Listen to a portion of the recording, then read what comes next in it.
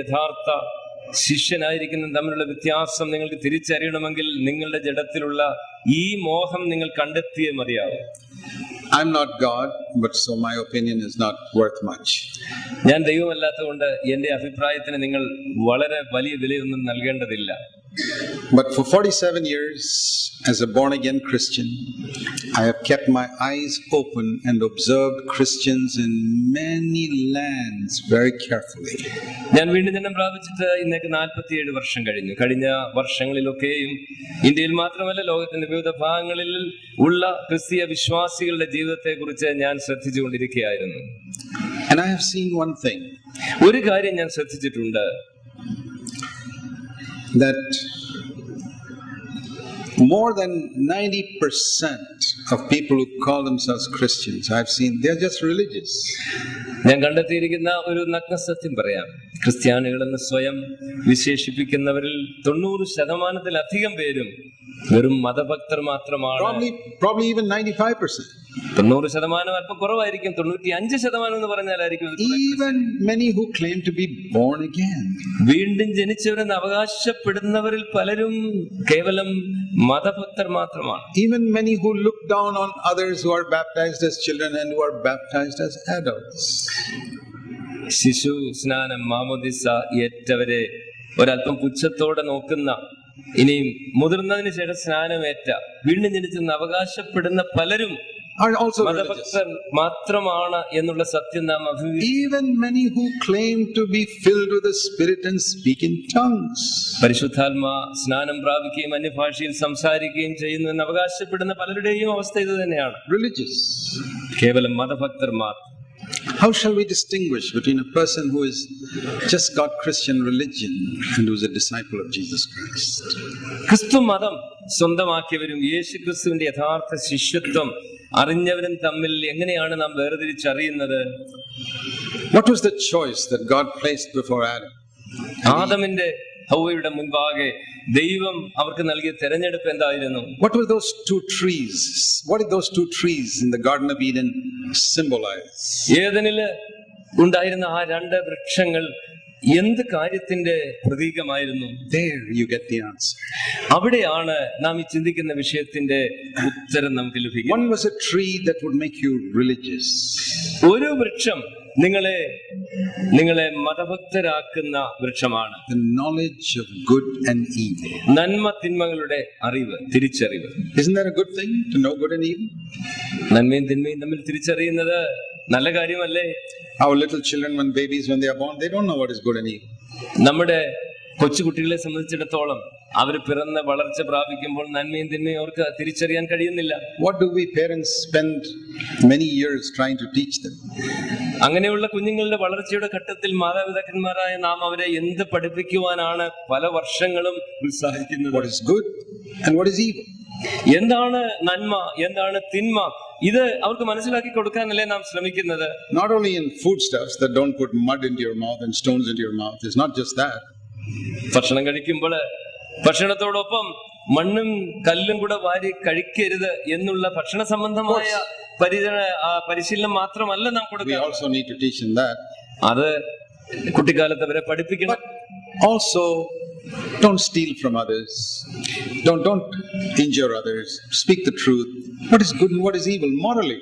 മറ്റുള്ളവരുടെ വസ്തുക്കൾ മോഷ്ടിക്കരുത്, വേറൊരാൾക്ക് വേദനയോ ക്ഷതമോ ഉണ്ടാക്കരുത്, don't tell lies, കള്ളം പറയരുത് തുടങ്ങിയ കാര്യങ്ങള്, ഈ സാൻമാർഗിക കാര്യങ്ങൾ നാം അവരെ പഠിപ്പിക്കാം. I think all of us like to bring up our children like that.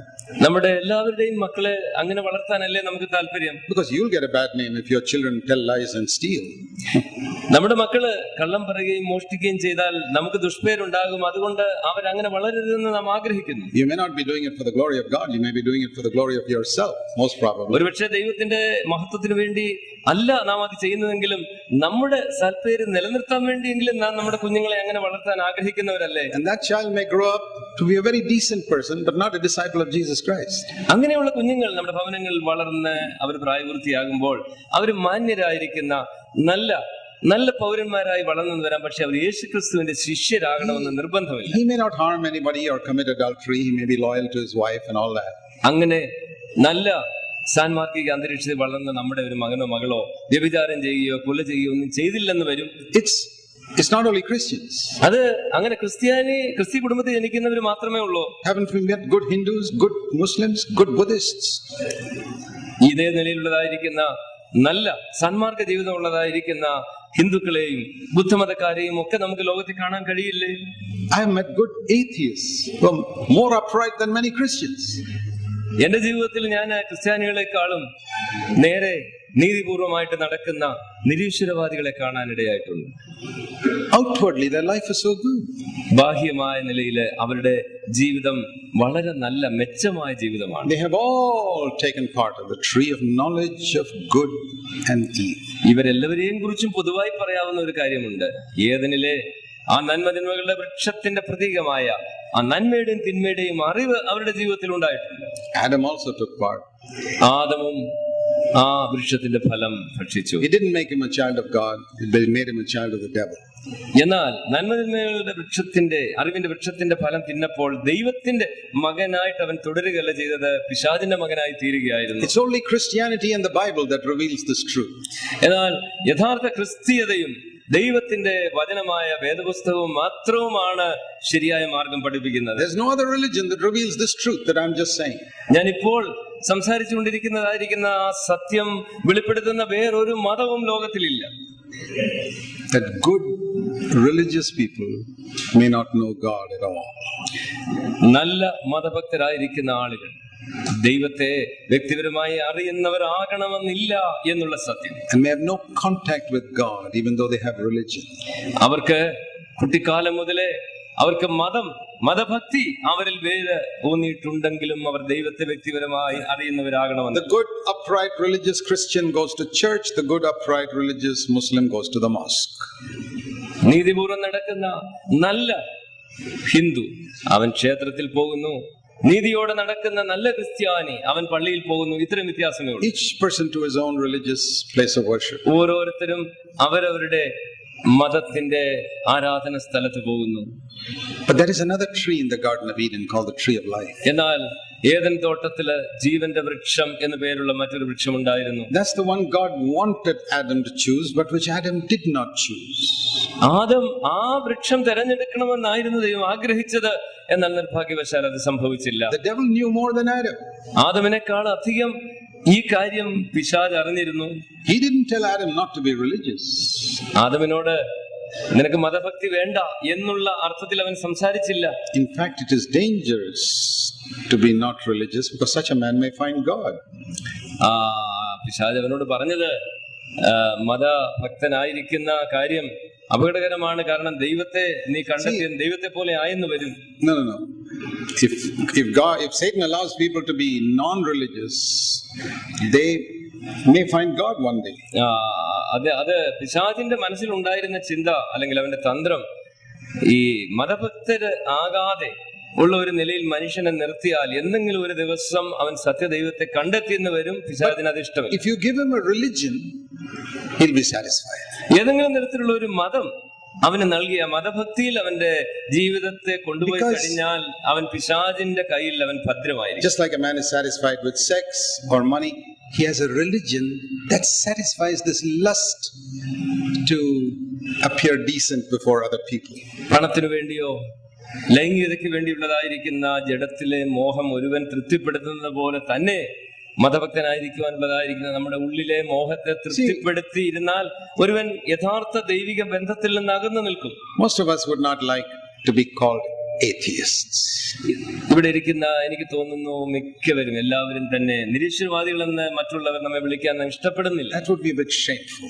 അത് ലജ്ജാകരമായ ഒരു കാര്യമായിട്ടാണ് നാം ഒക്കെ കരുതുന്നത്. All of us would like to be known as God-fearing people. ദൈവ ഭയമുള്ള ആൾക്കാരാണെന്ന് മറ്റുള്ളവർ നമ്മെ വിളിക്കുന്നതാണ് നമുക്ക് ഇഷ്ടം. But 95% of such people don't know God. എന്നാൽ അങ്ങനെ ആഗ്രഹിക്കുന്ന ആളുകളിൽ 95% പേരും ദൈവത്തെ അറിയുന്നവരെ അല്ല എന്നുള്ളതാണ് സത്യം. They know good and evil and they are decent people. അവർക്ക് നന്മയും തിന്മയും തമ്മിൽ തിരിച്ചറിയാം. അവർ മാന്യരായ മനുഷ്യരാണ്, നല്ലവരാണ്. എന്നാൽ അവർ ദൈവത്തെ കണ്ടിട്ടില്ല. The tree of life is something completely different. എന്നാൽ ജീവന്റെ വൃക്ഷം നാം പലരും മനസ്സിലാക്കിയിട്ടുള്ളതിൽ നിന്നും തികച്ചും വ്യത്യസ്തമാണ്.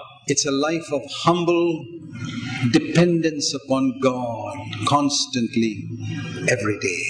എത്രയും താഴ്മയുള്ള എളിമയുള്ള ഒരു മനസ്സിൽ ദൈവത്തെ നിരന്തരമായിട്ട് ആശ്രയിച്ച് കഴിയുന്ന ഒരു ദൈവാശ്രയത്തിന്റെ ജീവിതമാണ് യഥാർത്ഥത്തിൽ ഈ ജീവിതം. It's the tree that Jesus spoke about in John 15. യോഹന്നാന്റെ സുവിശേഷം 15-ാം അധ്യായത്തിൽ കർത്താവായ യേശു സംസാരിച്ച വൃക്ഷം ഈ വൃക്ഷമാണ്, ജീവന്റെ വൃക്ഷം.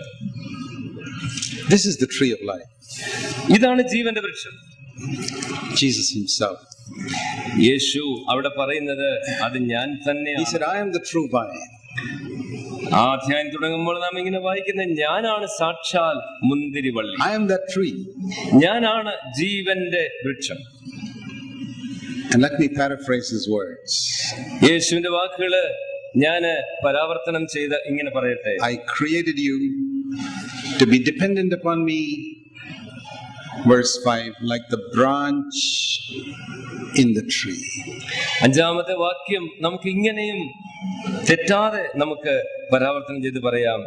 ദൈവം നമ്മോട് പറയുകയാണ്, ഞാന് നിന്നെ സൃഷ്ടിച്ചിരിക്കുന്നത് എന്തിനാണെന്നറിയാമോ? ഒരു മുന്തിരിവള്ളിയുടെ കൊമ്പ് മുന്തിരിവള്ളിയിൽ വസിച്ച് ജീവിക്കുന്നത് പോലെ നിങ്ങൾ എന്നിൽ ആശ്രയിച്ച് കഴിയണം. And apart from me, verse 5, you can do nothing. എന്നെ പിരിഞ്ഞ് നിങ്ങൾക്കൊന്നും ചെയ്യുവാൻ കഴിയുകയില്ല എന്നുള്ള വാക്കുകൾ നമ്മോട് സംസാരിക്കും. Every branch in every tree in the world knows that.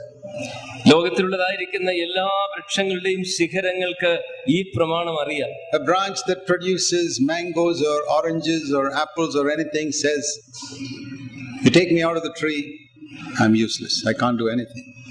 നല്ല ഓറഞ്ചുകളും മാമ്പഴവും ഒക്കെ ഫലം കായ്ക്കുന്ന വൃക്ഷത്തിന്റെ ശിഖരങ്ങൾക്കറിയാം, തായ്തടിയിൽ നിന്നും ഈ ശിഖരങ്ങളെ വെട്ടിമാറ്റിയാൽ പിന്നീട് അതിന് ജീവനില്ല, ഫലമില്ല. Not just a question of good and evil. അത് നന്മയുടെയും തിന്മയുടെയും ഒരു പ്രശ്നമല്ല.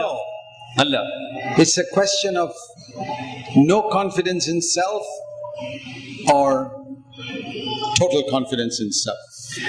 ഇവിടെ നാം കാണേണ്ട വ്യത്യാസം ഇതാണ്. ഒന്നുകിൽ സ്വന്തം ജീവിതത്തിൽ സ്വന്തം ജീവനിൽ അല്പം പോലും വിശ്വാസമില്ലാത്ത ഒരവസ്ഥ, അല്ലെന്ന് വരികില് സ്വയ ജീവനിൽ സ്വയശക്തിയിൽ മുഴുവനും ഊന്നിയുള്ള ഒരു ജീവിതം. The world is full of decent, honest people with tremendous confidence in themselves. സത്യസന്ധരായ തികച്ചും ആത്മവിശ്വാസമുള്ള ആളുകൾ ലോകത്തിലെമ്പാടുമുണ്ട്. Haven't you heard of decent, upright men who say, I am a self-made man? വളരെ മാന്യരായിരിക്കുന്ന നീതിപൂർവ്വം നടക്കുന്ന ആളുകളുടെ വായിൽ നിന്ന് നിങ്ങൾ തന്നെ കേട്ടിട്ടില്ലേ, ഞാന് എന്റെ സ്വയ പരിശ്രമത്താൽ ആണ് ഇവിടം വരെ എത്തിയത്, സെൽഫ് മെയ്ഡ് മാൻ ആണ്. I started with poverty, but I'm a self-made man. ഞാൻ എത്രയും ദരിദ്ര അവസ്ഥയിൽ തുടങ്ങിയവനാണ്, ഇത് ഞാൻ സമ്പന്നനാണ്, ഇതിന്റെ പുറകിൽ എന്റെ അധ്വാനമാണ്. One thing about them, they are honest. They made themselves. That's correct. ഒരു കാര്യം അവരെ സംബന്ധിച്ചിടത്തോളം സമ്മതിച്ചേ മതിയാകൂ, അവർ സത്യസന്ധരാണ്. അവർ ഈ നിലയിൽ എത്തിയത് അവരുടെ അധ്വാനം കൊണ്ട് തന്നെയാണ്. God had nothing to do with that. ദൈവത്തിന് അതിൽ ഒരു പങ്കുമില്ല. That's why I say they are not disciples of Jesus Christ. എന്നാൽ അവരെ കുറിച്ച് ഈ സത്യവും പറയേണ്ടിയിരിക്കുന്നു, അവർ യേശുക്രിസ്തുവിന്റെ ശിഷ്യരാണ് എന്ന് നാം ധരിക്കരുത്. Jesus came and lived on earth a completely different way of life than man lived. കർത്താവായ യേശുക്രിസ്തു ഭൂമിയിൽ ജീവിച്ച നാളുകളില് സ്വന്തം ശക്തിയിൽ ആശ്രയിച്ച് ജീവിക്കുന്ന മനുഷ്യരിൽ നിന്നും എത്രയോ വിഭിന്നനായിട്ടാണ് യേശു ജീവിച്ചത്. He came to demonstrate how God wanted Adam to live when he first created him. ദൈവം ആദമിനെ ആദ്യം സൃഷ്ടിച്ചപ്പോൾ ഏത് വിധത്തിൽ അവൻ ജീവിക്കണം ആയിരുന്നു എന്നുള്ളത് സ്വന്തം ജീവിതത്തിൽ വെളിപ്പെടുത്തുവാനാണ് യേശു ഇവിടെ വന്നത്. Have you ever wondered if Adam had not sinned, how God wanted him to live? നിങ്ങൾ എപ്പോഴെങ്കിലും ചിന്തിച്ചിട്ടുണ്ടോ, ആദം ഒരിക്കലും അനുസരണക്കേട് കാണിച്ച് പാപം ചെയ്യാതിരുന്നിരുന്നെങ്കിൽ നാം ഒക്കെ എങ്ങനെ ജീവിക്കുമായിരുന്നെന്ന്? Let's rewrite Genesis chapter 3. നമുക്ക് ഉൽപ്പത്തി പുസ്തകം 3-ാം അധ്യായം ഒന്ന് തിരുത്തി എഴുതാൻ ശ്രമിക്കാം. That Adam and Eve say no to Satan and say, no, we will not eat of this tree of knowledge of good and evil. Eden തോട്ടത്തിൽ പാമ്പിന്റെ വേഷത്തിൽ വന്ന സാത്താനോട് ഹൗവ പറയുകയാണെന്നിരിക്കട്ടെ, സാധ്യമല്ല, ദൈവത്തെ ഞാൻ അനുസരിക്കും, ആ വൃക്ഷഫലം തിന്നാതിരുന്നെങ്കിൽ. They go straight to the tree of life അവർ ജീവന്റെ വൃക്ഷത്തിന്റെ അടുക്കിലേക്ക് പോയിരുന്നെങ്കിൽ and partake of that.